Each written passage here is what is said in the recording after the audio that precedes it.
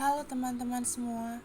Jadi di sini aku akan membahas dan menjelaskan tentang akuntansi pengantar.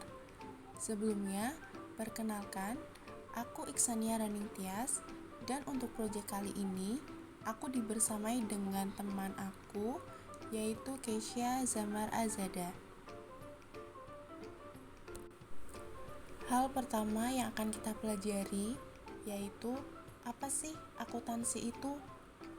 Jadi, akuntansi adalah proses pencatatan, pengukuran, dan pelaporan keuangan suatu organisasi yang bertujuan untuk pengambilan keputusan yang efektif dan efisien. Jadi, manfaat adanya akuntansi itu sebagai informasi yang menunjukkan kondisi keuangan suatu perusahaan. Nah, proses akuntansi itu akan terus berulang setiap periodenya, mulai dari transaksi keuangan sampai dengan penyusunan laporan keuangan. Jadi, untuk kegiatan yang berulang ini biasanya disebut atau biasa kita kenal dengan siklus akuntansi. Proses akuntansi itu terdiri dari 3 tahap. Yang pertama, yaitu pencatatan dan penggolongan akun. Tahap pertama yang dilalui dalam proses akuntansi yaitu menyusun atau membuat bukti transaksi. Suatu perusahaan pasti akan melakukan suatu transaksi pembelian maupun penjualan, yang nantinya pasti akan ada bukti transaksinya. Biasanya contoh bukti transaksi itu seperti kwitansi, nota, faktur, dan masih banyak lagi. Pencatatan bukti-bukti transaksi tersebut itu juga harus dilakukan secara berurutan sesuai dengan waktu kejadian ke dalam jurnal umum maupun jurnal khusus. Setelah mencatat bukti-bukti transaksi, setiap akun perkiraan diposting ke dalam buku besar umum dan buku besar pembantu. Untuk tahap yang kedua, yaitu tahap pengiktisaran atau peringkasan, di mana biasanya ditandai dengan menyusun neraca saldo yang datanya itu bersumber dari saldo setiap akun perkiraan buku besar umum yang telah dibuat.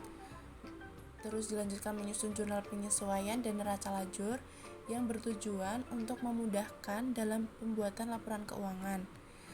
Selanjutnya dilanjutkan untuk membuat jurnal penutup yang berfungsi untuk menutup akun-akun yang sifatnya sementara. Setelah itu kita membuat neraca saldo setelah penutupan. Untuk tahap yang ketiga yaitu pelaporan dan penganalisaan. Tahap terakhir dari proses akuntansi itu adalah menyusun laporan keuangan. Laporan keuangan itu bisa seperti laporan laba rugi, laporan perubahan modal, dan neraca.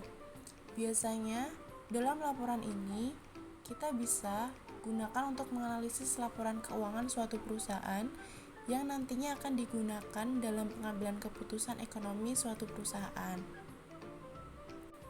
Klasifikasi perusahaan itu dibagi menjadi 3, yaitu ada perusahaan jasa, perusahaan dagang, dan perusahaan manufaktur.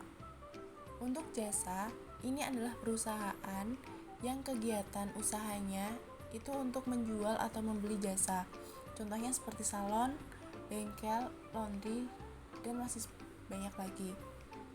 Untuk perusahaan dagang, itu merupakan perusahaan yang kegiatannya membeli barang, kemudian menjual kembali barang tersebut.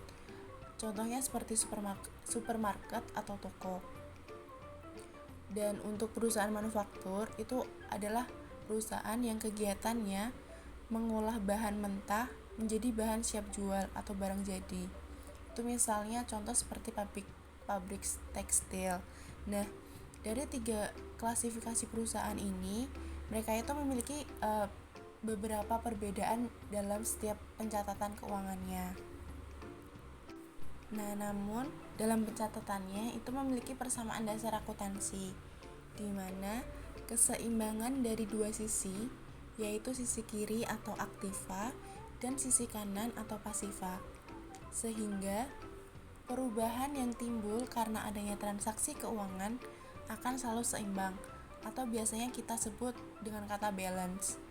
Nah, untuk aktiva sendiri itu adalah harta yang dimiliki suatu perusahaan yang terdiri dari aktiva lancar, aktiva tetap, dan aktiva tetap yang tidak berwujud.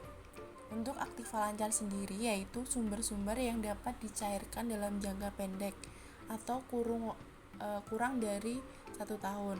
Contohnya itu seperti kas bank, kas kecil, piutang dagang, perlengkapan, dan masih banyak lagi. Untuk aktiva tetap itu adalah aktiva berwujud dan berguna dalam jangka panjang, bisa lebih dari 1 tahun. Contohnya seperti kendaraan, bangunan, mesin, tanah, dan masih banyak lagi. Dan untuk aktiva tetap yang tidak berwujud, ini adalah aktiva yang tidak memiliki wujud nyata, kayak seperti hak paten, franchise, atau goodwill. Dan untuk pasiva sendiri, itu adalah kewajiban dari suatu perusahaan kepada pihak ketiga atau kreditur.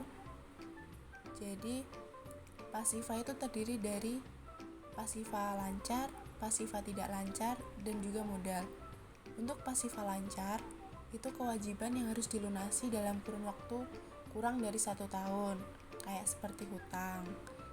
Dan untuk pasiva tidak lancar, yaitu kewajiban yang tidak harus dilunasi dalam jangka pendek, atau biasanya pelunasannya itu bisa dilakukan itu lebih dari 1 tahun, kayak seperti hutang obligasi dan hutang hipotek. Untuk selanjutnya yaitu modal. Modal merupakan bagian dari hak pemilik dalam perusahaan atau selisih antara aktiva dan hutang.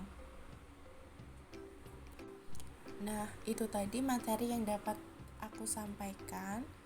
Semoga materi ini bisa membantu kalian untuk memahami lebih dalam mengenai akuntansi. Terima kasih.